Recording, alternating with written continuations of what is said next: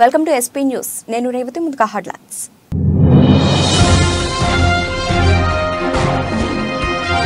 వాషింగ్టన్లో ఇజ్రాయెల్ రాయబార కార్యాలయం ముందు అమెరికా ఎయిర్ ఫోర్స్ ఉద్యోగి ఆత్మహత్య యత్నం.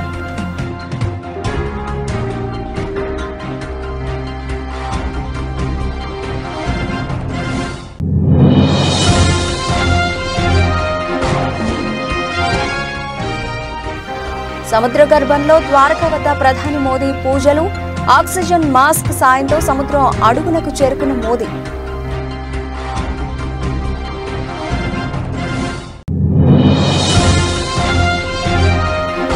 రాజస్థాన్లోని ఫలౌడీలో ఆదివారం ఘోరం. నారీ కలెక్షన్ దుకాణం యజమానురాలు అనామిక బిష్ణోయ్ను తుపాకీతో కాల్చి చంపిన ఓ వ్యక్తి.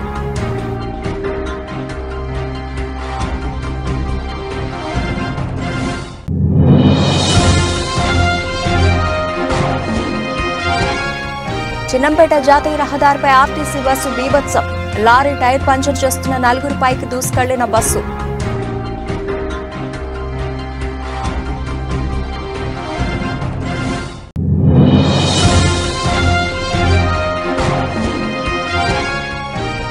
దంతాలపల్లి మండలం పెద్దముప్పారం గ్రామంలో కార్యకర్తల సమావేశం. హాజరైన ఎమ్మెల్యే డాక్టర్ రామచంద్ర నాయక్.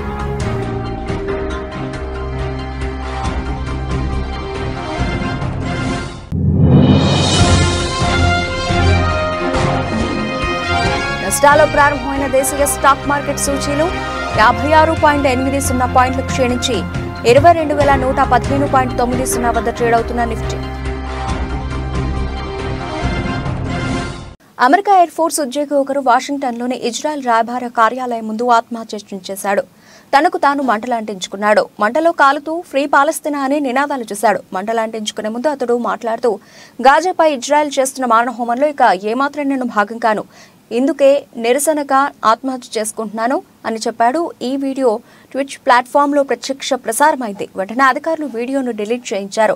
ఘటన అనంతరం మంటలార్పి ఆ వ్యక్తిని ఆసుపత్రికి తరలించారు. ఆత్మహత్య యత్నం చేసిన వ్యక్తి ప్రస్తుతం ఆసుపత్రిలో చావుబతుకుల మధ్య కొట్టుమిట్టాడుతున్నాడు. యూనిఫామ్ వేసుకుని తనను తాను కాల్చుకున్న వ్యక్తి అమెరికాలోని టెక్సాస్ కు చెందిన ఎయిర్ ఫోర్స్ ఉద్యోగి అని అధికారులు నిర్ధారించారు.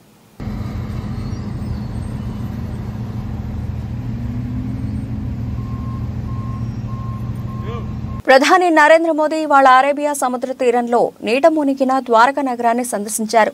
ఆయన ఆక్సిజన్ మాస్క్ సాయంతో సముద్రం అడుగు భాగానికి చేరుకున్నారు. అక్కడి పుణ్యభూమికి భక్తి ప్రపత్తులతో ప్రత్యేక పూజలు చేశారు.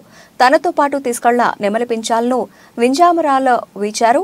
అనంతరం ఆ పించాలను అక్కడే ప్రతిష్ఠించారు. పద్మాసనం వేసుకుని శ్రీకృష్ణ భగవానుని స్మరించుకుంటూ ప్రార్థనలు చేశారు. శ్రీకృష్ణుడు నడయాడినట్టుగా భావిస్తున్న ఆ దివ్య నగరాన్ని చూసి మోదీ ముగ్ధులయ్యారు. మహాభారత కాలం నాటి ద్వారకా నగరం శ్రీకృష్ణుడి అవతార ప్రయోజనం సిద్ధించగానే సముద్ర జలాల్లో కలిసిపోయిందని పురాణాలు చెబుతున్నాయి. పరిశోధకులు నీట మునిగిన ద్వారకా నగరాన్ని కనుగొనడంతో మహాభారతం నిజంగానే జరిగిందన్న వాదనలకు బలం చేకూరుతోంది.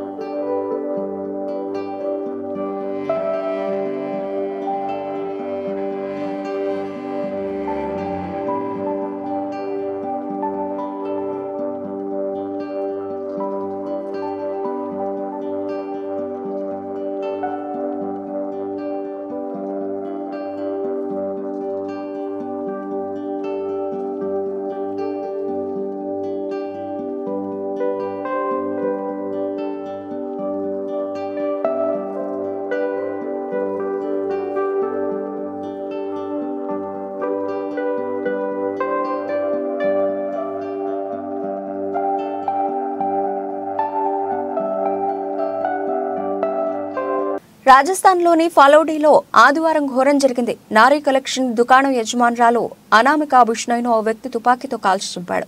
ఆమెను చంపింది భర్త మహిరామ్ బిష్ణోయ్గా పోలీసులు అనుమానిస్తున్నారు. దంపతులిద్దరికీ కొన్నాళ్లుగా గొడవలు జరుగుతున్నాయి. చాలా కాలంగా ఇద్దరు విడివిడిగా జీవిస్తున్నారు. వరకట్నం కేసు కూడా కోర్టులో నడుస్తోంది. నిందితుడి కోసం పోలీసులు గాలిస్తున్నారు.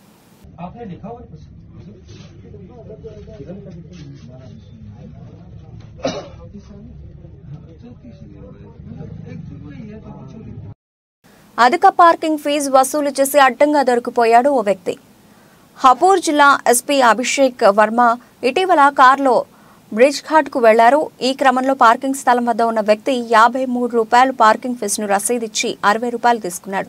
ఇదేంటని అడిగితే ఐపీఎస్ అధికారిని తెలియక ధరలు రోజు మారుతుంటాయని ₹60కి బదులు ₹50 తీసుకుని ఉంటే ఇలాగే మాట్లాడేవారా అంటూ ఎదురు ప్రశ్నించాడు. ఈ సంభాషణను ఆ అధికారి రికార్డు చేయడంతో ఆ వ్యక్తి దొరికిపోయాడు. पर्ची में तो ₹53 रखे हो, लिखे हो 60 रुपए ही जमा होते हैं। 53 है तो ₹7 दीजिए वापस। रोजमर्रा में जैसे आप कल आएंगे हाँ, ये तकरीबन की पर्ची आपको 50 रुपए में मिलेगी। ऐसा क्यों अलग अलग रेट है? हाँ, अलग अलग रेट। और उधर ₹50 है आप तो सभी जगह 60 होगा। भीड़ भाड़। जो पर्ची में लिखा वही तो लेना चाहिए आपको। जब हम आपसे कम पैसे लेंगे तो उस समय तो आप हमसे नहीं पूछेंगे 53 के 50 क्यों ले रहा भाई। जब फालतू देंगे तो आप पूछ रहे हैं। अब 14 दिन 50 रुपए ले जाएंगे। इसमें तो ₹50 लिखा है। ये पुरानी होगी सर आपके पास। अच्छा, हाँ, ये पुरानी होगी। चलो अच्छा, ये करीब 10 पैसे कटवाई होगी नीचे उधर से ढाल पे। वो मैं ही काटता हूँ, मेरी ड्यूटी मुझसे कटवाई। ठीक है भैया, कायदे में रहेंगे। ये पुरानी पर्ची आपके पास। Okay okay. కాకినాడ జిల్లా చిన్నంపేట జాతీయ రహదారిపై సోమవారం ఆర్టీసీ బస్సు బీభత్సం సృష్టించింది. లారీ టైర్ పంచర్ చేస్తున్న 4గురిపైకి బస్సు దూసుకెళ్లింది. ఈ ప్రమాదంలో 4గురు అక్కడికక్కడే ప్రాణాలు విడిచారు. సమాచారం అందుకున్న పోలీసులు బస్సును వెంబడించి పట్టుకున్నారు. మృతులు దాసరి ప్రసాద్, కిషోర్, రాజు, నాగయ్యగా గుర్తించారు.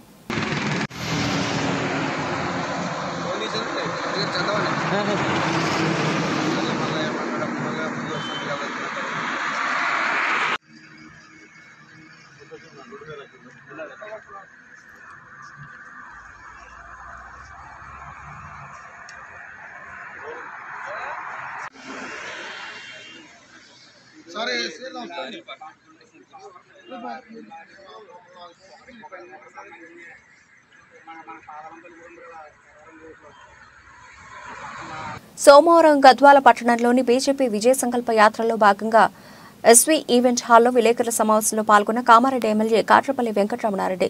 కామారెడ్డి ఎమ్మెల్యే మాట్లాడుతూ గత ప్రభుత్వం బీఆర్ఎస్ పార్టీ బంగారు తెలంగాణను అప్పుల రాష్ట్రంగా చేసిందని, అలాగే ఇప్పుడున్న కాంగ్రెస్ పార్టీ కూడా అభివృద్ధి చేయడం మర్చిపోయి ఓడిపోయిన వాళ్లని తిట్టడం తప్ప ప్రజల్ని పట్టించుకున్న పాపాన పోలేదని మండిపడ్డారు.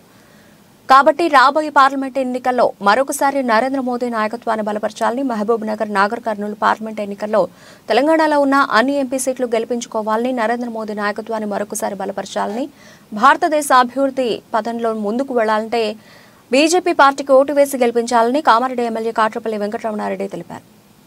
ఖచ్చితంగా ఇవాళ కోల్ మైన్స్ ఉన్నటువంటి సింగరేణి ఇన్కమ్ ట్యాక్స్ గురించి సింగరేణి కార్మికులు నేను వెళ్ళినప్పుడు కొత్తగూడెం వరకు, మంచిర్యాల నుంచి కొత్తగూడెం వరకు అడిగినటువంటి సందర్భం వాళ్ళ ఇన్కమ్ ట్యాక్స్ దాని గురించి. దాన్ని కేంద్ర ప్రభుత్వం దృష్టికి తీసుకెళ్తాం. రానున్న కాలంలో వారికి అది కొంచెం ఇబ్బందికరంగా ఉంది అన్నప్పుడు వాళ్ళ సమస్య పరిష్కరించడానికి సిద్ధంగా ఉన్నాం. అది ఇన్కమ్ ట్యాక్స్ రద్దు చేసే పరిస్థితిలో సింగరేణి కార్మికులు వాళ్ళు సగం జీవితం బొగ్గు బావిలలోనే ఉంటారు, సగం జీవితము వచ్చి బయట ప్రపంచంలో ఉంటారు. కానీ వారికి చేయాల్సినటువంటి అవసరం ఎంతైనా ఉంది. కాబట్టి భారతీయ జనతా పార్టీ తెలంగాణ శాఖ ఆధ్వర్యంలో కిషన్ రెడ్డి గారి ద్వారా ఖచ్చితంగా ప్రధానమంత్రి గారికి అది విన్నవించి ఆ పని కూడా చేస్తామంటున్నాం. అట్లాగే నాగర్ కర్నూలు, మహబూబ్ నగర్ కంపల్సరీ కూడా ఈసారి భారతీయ జనతా పార్టీ గెలుస్తుంది. మోడీ గారి పక్షాన రేవంత్ రెడ్డి గారి ఆస్థాన విద్వాంసుడు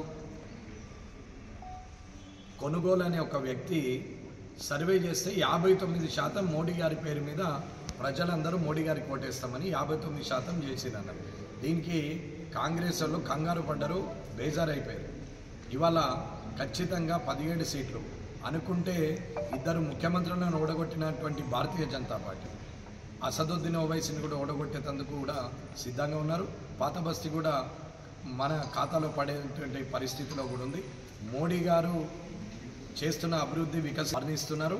రాబోయే కాలంలో ఆస్ట్రేలియాలో, అమెరికాలో ఉన్నటువంటి మన పిల్లలు మన ఇండియాలోకి వచ్చే ఉద్యోగం చేయాలి. ఇతర దేశాల్లో ఉన్న పిల్లలు కూడా, విదేశీల పిల్లలు కూడా భారతదేశంకి వచ్చి ఉద్యోగం చేసే పరిస్థితికి వస్తుంది. ఇవాళ 5వ స్థానంలో ఉంది, రేపు మొదటి స్థానంలోకి వస్తుంది. కాబట్టి 3వసారి కూడా ప్రధానమంత్రి 400 సీట్లకు పైబడి ప్రధానమంత్రిగా ప్రమాణ స్వీకారం చేయబోతున్నారు. ముందస్తుగానే ఆయనకు శుభాకాంక్షలు తెలియజేస్తున్నారు. మాదిగ రిజర్వేషన్ పోరాట సమితి మార్కాపురం ఆర్ఎండ్బి బంగ్లానందు ముఖ్య కార్యకర్తల సమావేశాన్ని ఏర్పాటు చేశారు. ఈ సమావేశానికి మార్కాపురం మండల అధ్యక్షులు దారి వేముల రమేష్ మాదిగ అధ్యక్షతన వహించారు. సమావేశానికి ముఖ్య అతిథులుగా ఎంఆర్పీఎస్ వ్యవస్థాపక అధ్యక్షులు ఉసురుపాటి బ్రహ్మయ్య మాదిగ. ఈ సందర్భంగా ఆయన మాట్లాడుతూ ఎస్సీ వర్గీకరణ అంశాన్ని అన్ని రాజకీయ పార్టీలు విస్మరించాయని, ఎన్నికల సమయంలోనే వర్గీకరణ అంశాన్ని పార్టీలు ప్రస్తావిస్తూ మాదిగల ఓట్లు దండుకోవాలని ఉన్నాయని, కేంద్రంలో 9 సంవత్సరాలు అధికారంలో ఉన్న బీజేపీ వర్గీకరణ విషయంలో మాదిగలను మోసం చేస్తూ వచ్చి ఎన్నికల నాటికి వర్గీకరణ అంశాన్ని తెరపైకి తేవడం అంటే దేశంలోనే బలంగా ఉన్న మాదిగ ఉపకులాల ఓట్ల కోసం గాలం వేయడమే అని విమర్శించారు. ఎస్సీ రిజర్వేషన్ల వర్గీకరణకు తాము అధికారంలోకి వస్తే 100 రోజుల్లోనే చట్టబద్ధత కల్పిస్తాం పార్లమెంటులో అని మాటిచ్చిన భారతీయ జనతా పార్టీ ఈరోజు 10 సంవత్సరాల తర్వాత చివరి పార్లమెంటు సమావేశాలు ముగించుకున్న తర్వాత కూడా ఎస్సీ వర్గీకరణకు పార్లమెంటులో చట్టబద్ధత కల్పించకుండా నిట్ట నిలువున మాదిగలని మోసం చేస్తుందని చెప్పి తెలియజేస్తా ఉన్నాం. మాదిగలని మోసం చేయడంలో అన్ని రాజకీయ పార్టీల కన్నా భారతీయ జనతా పార్టీ ఒక ప్రధాన పాత్ర పోషించినట్టుగా వ్యవహరించిందని కూడా మేము చెప్తా ఉన్నాం. దానికి కారణం 78 నుండి 82 నుండి దీన్ దయాళ్ ఉపాధ్యాయ గారు అంత్యోదయంలో భాగం ఎస్సీ వర్గీకరణ అని చెప్పని అనేక సందర్భాల్లో మాదిగలు ఏర్పాటు చేసుకోబడిన సభలకు వచ్చి మాట్లాడినటువంటి భారతీయ జనతా పార్టీ పెద్దలు, అది కిషన్ రెడ్డి గారా, వెంకయ్య నాయుడు గారా, సుష్మా స్వరాజ్ గారా, లేదు నిన్నగాక మొన్న మోడీ గారితో సహా అనుకుంటే అందరూ కూడా వర్గీకరణకు పార్లమెంటులో చట్టబద్ధత కల్పిస్తామని గతంలో చెప్పి నేడు పార్లమెంటులో ఎస్సీ వర్గీకరణకు చట్టబద్ధత కల్పించకుండా మోసం చేయడం అనేది నిజంగా మాదిగ జాతినికి ద్రోహం చేయడమే భారతీయ జనతా పార్టీ అని చెప్పి తెలియజేస్తూ భారతీయ జనతా పార్టీకి తగిన విధంగా బుద్ధి చెప్పడానికి మాదిగలు సిద్ధపడాల్సిందిగా కోరుతా ఉన్నాం. అదేవిధంగా ఈరోజు రాష్ట్రంలో అన్ని ప్రధాన రాజకీయ పార్టీలు మేము డిమాండ్ చేస్తూ ఉన్నాం. అన్ని ప్రధాన రాజకీయ పార్టీలు డిమాండ్ చేస్తూ ఉన్నాం. ఎమ్మెల్యే స్థానాలు 29 స్థానాలకు ఎస్సీ అభ్యర్థులను ప్రకటించే దగ్గర మాలా మాదిగలకు సమాన అవకాశాలు కల్పించాల్సిందే. లేదు ఆంధ్రప్రదేశ్లో మాదిగలు తక్కువ ఉన్నారనో మాలలు ఎక్కువ ఉన్నారనో మొత్తం మాల సామాజిక వర్గానికి పెద్దపేటేసే విధంగా ముందుకెళితే అది బీజేపీ అయినా, అది జనసేన అయినా, టీడీపీ అయినా, వైసీపీ అయినా తగిన మూల్యం చెల్లించుకోక తప్పదని కూడా సందర్భంగా హెచ్చరిస్తూ ఉన్నాం. ప్రధాన రాజకీయ పార్టీలు అన్నీ కూడా మాదిగలకు సమాన గౌరవాన్ని, సముచిత స్థానాన్ని కల్పించాలని చెప్పి మేము డిమాండ్ చేస్తూ ఉన్నాం. 29 స్థానాల్లో మా జనాభా దామాష ప్రకారం మాకు 14 కేటాయించింది. 14 అసెంబ్లీ స్థానాలు కేటాయించిందని మేము డిమాండ్ చేస్తూ ఉన్నాం. అదేవిధంగా 4 ఎంపీ స్థానాలకు గాను 2 ఎంపీ స్థానాలను మాదిగలు కేటాయించాల్సిందిగా మేము డిమాండ్ చేస్తూ ఉన్నాం. ఆ డిమాండ్ని నెరవేర్చుకునే విధంగా ఈరోజు ఆంధ్రప్రదేశ్లో ఉండబడినటువంటి అన్ని జిల్లాల్లో మా మాదిగలను సమీకరించుకొని ఒక సంఘటిత శక్తిగా రాష్ట్ర ప్రభుత్వాలకు మాదిగల ఐక్యతని, మాదిగల శక్తిని చాటం కోసం కూడా మా వంతు ప్రయత్నం చేస్తూ ఉన్నాం.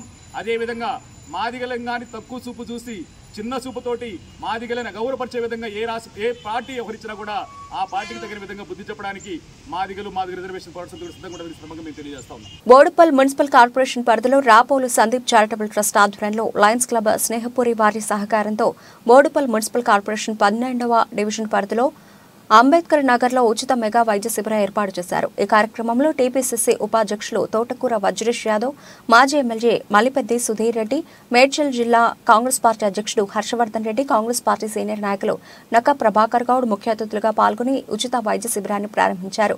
ఈ శిబిరంలో సుమారు 800 మందికి కంటి పరీక్షలు, దంత పరీక్షలు, ఈసీజీ, ఎముకల సమస్యలు, మహిళల అనారోగ్య సమస్యలు, బీపీ, షుగర్ వంటి పరీక్షలు నిర్వహించి అవసరమైన మందులు కూడా ఉచితంగా అందజేశారు.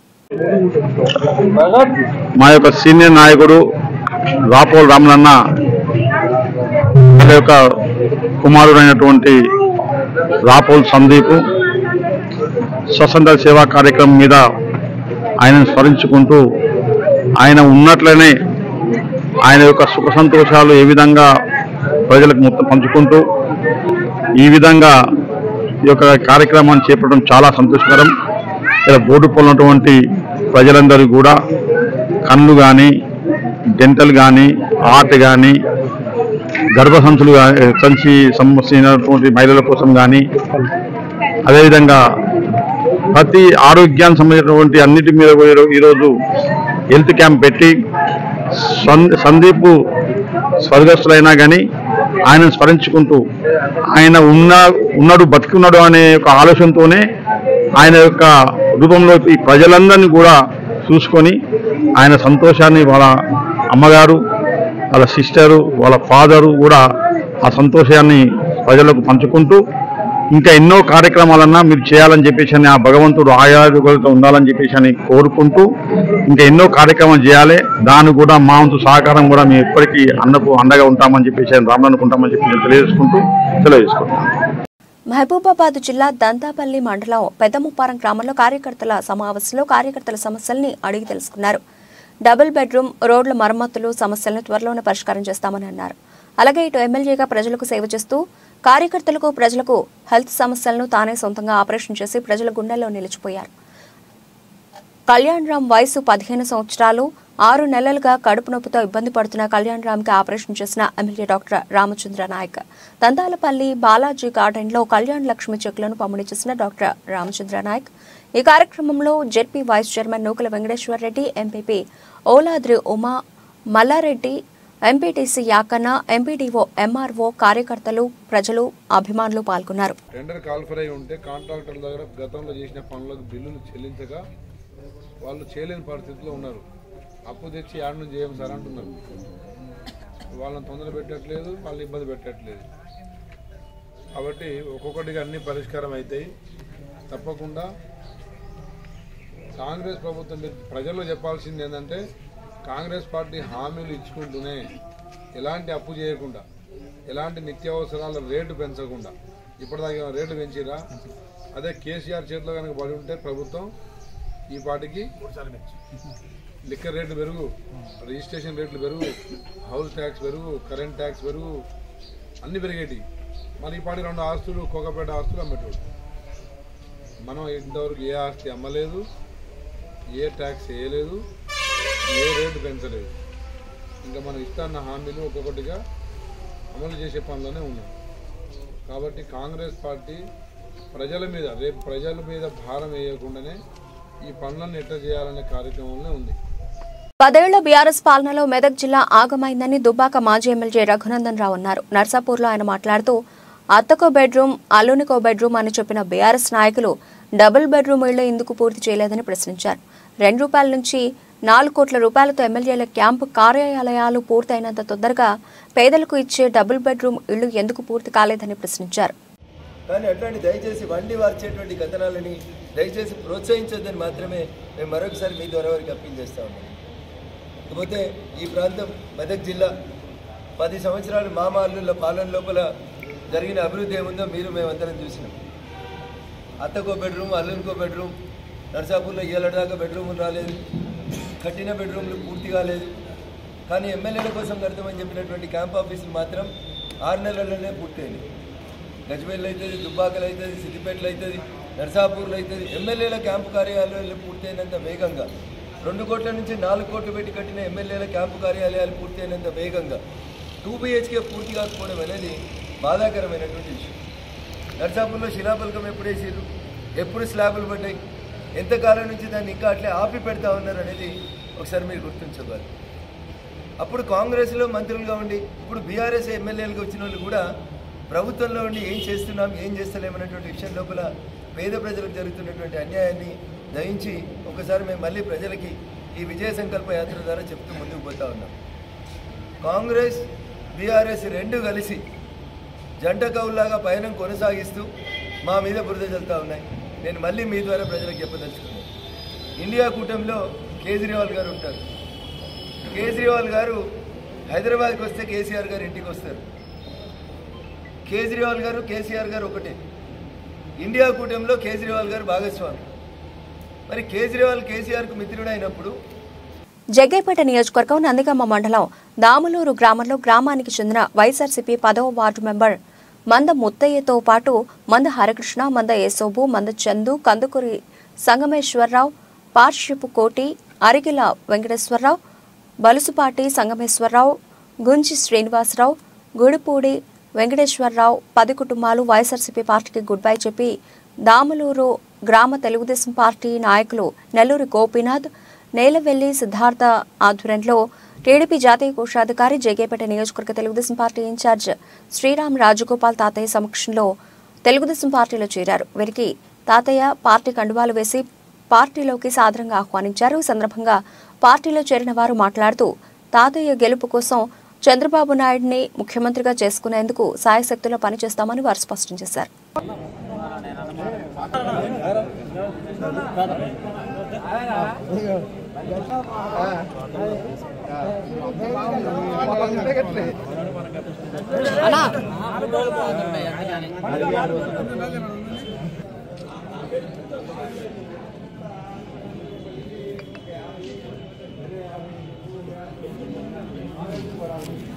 నిజాంపేట మండల కేంద్రంలోని గడిమి చెరువులో సోమవారం గ్రామ ఎంపీటీసీ లహరి కృష్ణారెడ్డి ఆధ్వర్యంలో జాతీయ గ్రామీణ ఉపాధి హామీ పథకం కింద పూడిక తీసే పనులను కొబ్బరికాయ కొట్టి పనులను ప్రారంభించారు. ఈ సందర్భంగా వారు మాట్లాడుతూ 100 రోజుల పని దినాల్లో భాగంగా గ్రూపుల వారీగా ఉపాధి హామీ పనులు ప్రారంభించామన్నారు. ఈ కార్యక్రమాన్ని ఉపాధి హామీ కూలీలు సద్వినియోగం చేసుకోవాలన్నారు. ఈ కార్యక్రమంలో గ్రామ కార్యదర్శి నరసింహులు, ఫీల్డ్ అసిస్టెంట్ తిరుమల్, కూలీలు దుర్గయ్య, కన్నాపురం బాగులగౌడ్, రాజారావు, ఓంకార్, జనార్దన్, గ్రామస్తులు తదితరులు పాల్గొన్నారు.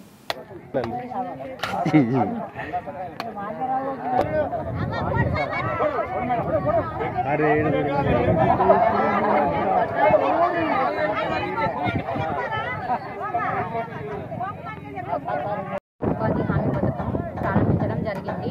ఈ ఉపాధి హామీ పథకాన్ని అందరూ వినియోగించుకోవాలని కోరుతున్నాను. రైతులు కూడా ఈ మట్టిని తీసుకుపోయి పొలాల్లో ఎరువుగా యూజ్ చేసుకోవాలని కోరుతున్నాను. ఖమ్మం జిల్లాతో తనకు ఎన్నో ఏళ్ల అనుబంధం ఉందని, కమ్మ సామాజిక వర్గానికి చెందిన తనకు ఖమ్మం ఎంపీ టికెట్ ఇవ్వాలని టీపీసీసీ కార్యనిర్వాహక అధ్యక్షుడు చెట్టి కుసుమకుమార్ కోరారు. ఖమ్మం జిల్లా కాంగ్రెస్ కార్యాలయంలో మీడియాతో మాట్లాడుతూ ఎన్ఎస్యూఐ విద్యార్థి సంఘ నాయకుడిగా అనేక ఎన్నికల్లో ఖమ్మం జిల్లా ఇన్ఛార్జిగా పనిచేశామన్నారు. జిల్లాలోని కాంగ్రెస్ అన్ని అనుబంధ సంఘాలతో తనకు అనుబంధం ఉందన్నారు. ఈ రోజుల్లో నాకంటే సీనియర్స్ కాంగ్రెస్ పార్టీలో సీనియర్ నాయకులలో అతి కొద్ది మందే ఉన్నారు. నేను 87 నుంచి కాంగ్రెస్ పార్టీ రాజకీయాల్లో ఉన్నాను.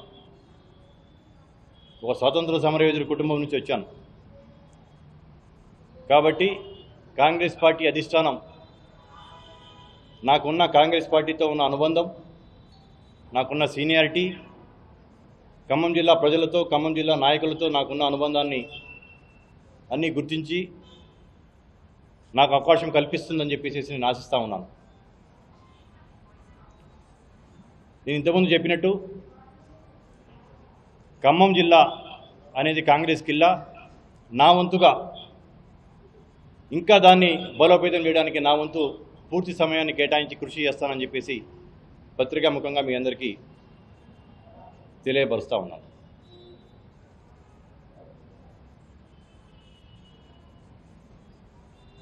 అందరూ నాకు మిత్రులేను. జిల్లాకు చెందిన నాయకులందరూ కూడా నేను కలిసి పనిచేసిన వాళ్ళు. అందరి నాయకులతో సత్సంబంధాలు ఉన్నాయి నాకు, జిల్లా నాయకులతో. మండల స్థాయి నాయకులతో కూడా, మండల అధ్యక్షులు కావచ్చు, ఎన్ఎస్యూఐ, యూత్ కాంగ్రెస్ అన్ని విభాగాల యొక్క నాయకులు కావచ్చు, అందరూ 7 ఎమ్మెల్యేలతో కావచ్చు, అందరితో కూడా సత్సంబంధాలు ఉన్నాయి. అందరూ సానుకూలంగానే స్పందించారు. అధిష్టానం కనుక నిర్ణయిస్తే మనస్ఫూర్తిగా అందరూ నాకు సహకరిస్తారని చెప్పేసి నేను ఆశిస్తున్నాను.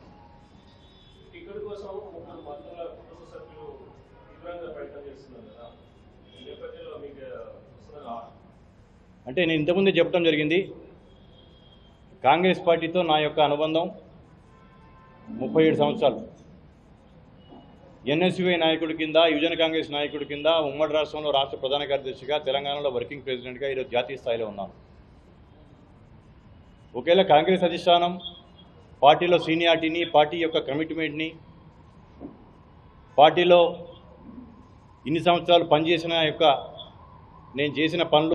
అనంతపురం జిల్లా ఉరవకొండ పట్టణ శివార్లో ఘోర రోడ్డు ప్రమాదం చోటు చేసుకుంది.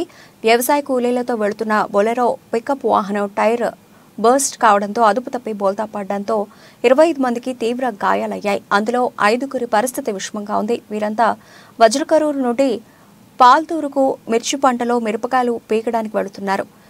వజ్రకరూరు నుండి బయలుదేరిన వాహనం ఉరవకొండ పట్టణ శివారులో వేగంగా వెళుతున్న వాహనం ఒక్కసారిగా అదుపు తప్పి బోల్తా కొట్టింది. దీంతో ఈ ఘటన చోటు చేసుకున్నట్టుగా తెలుస్తోంది.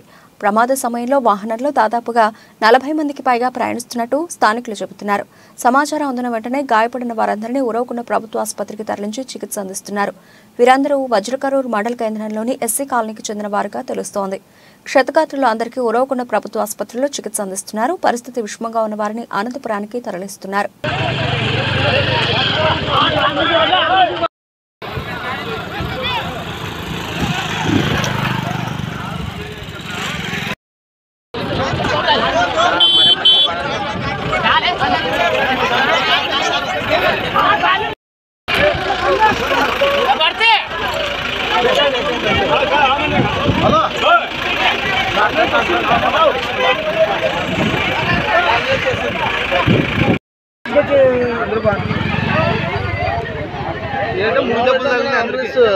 ఇంకా గూడెలు వస్తున్నారు, గుంటలు వస్తున్నారు.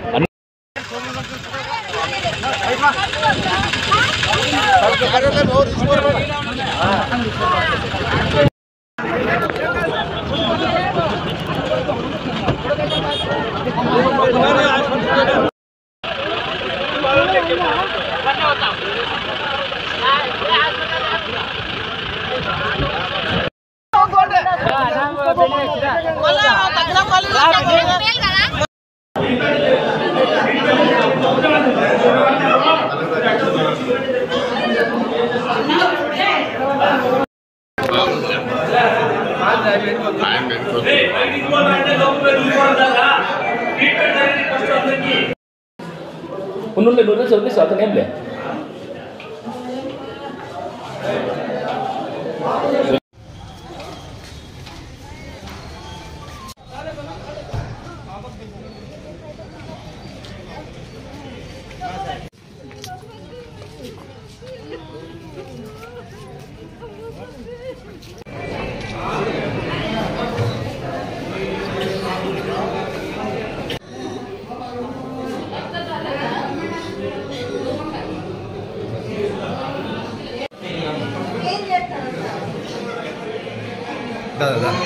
దేశీయ స్టాక్ మార్కెట్ సూచీలు సోమవారం నష్టాల్లో ప్రారంభమయ్యాయి. ఉదయం 9:20 సెన్సెక్స్ 144.50 పాయింట్ల నష్టంతో 72,998.30 వద్ద, నిఫ్టీ 56.80 పాయింట్లు క్షీణించి 22,155.90 వద్ద ట్రేడ్ అవుతున్నాయి.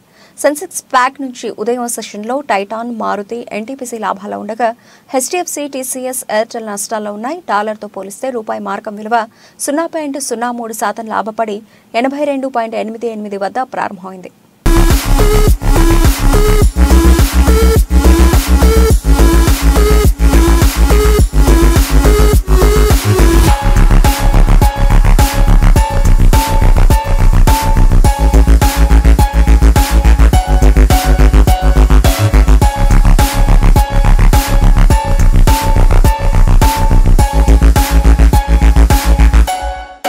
బులెటిన్ ముగించే ముందు హెడ్లైన్స్ మరోసారి.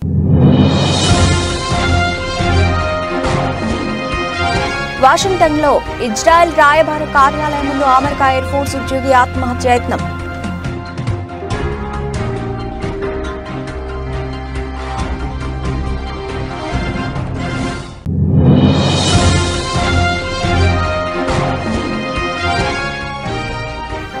సముద్ర గర్భంలో ద్వారక వద్ద ప్రధాని మోదీ పూజలు, ఆక్సిజన్ మాస్క్ సాయంతో సముద్రం అడుగునకు చేరుకున్న మోదీ.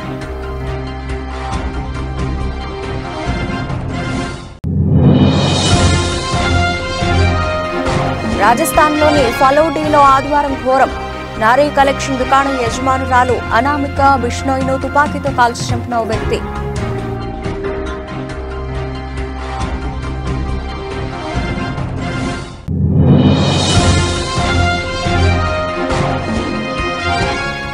చిన్నంపేట జాతీయ రహదారిపై ఆర్టీసీ బస్సు బీభత్సం. లారీ టైర్ పంచర్ చేస్తున్న 4 పైకి దూసుకెళ్లిన బస్సు.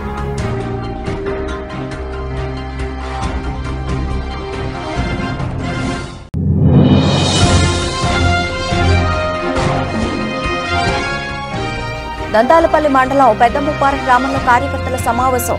హాజరైన ఎమ్మెల్యే డాక్టర్ రామచంద్ర నాయక్.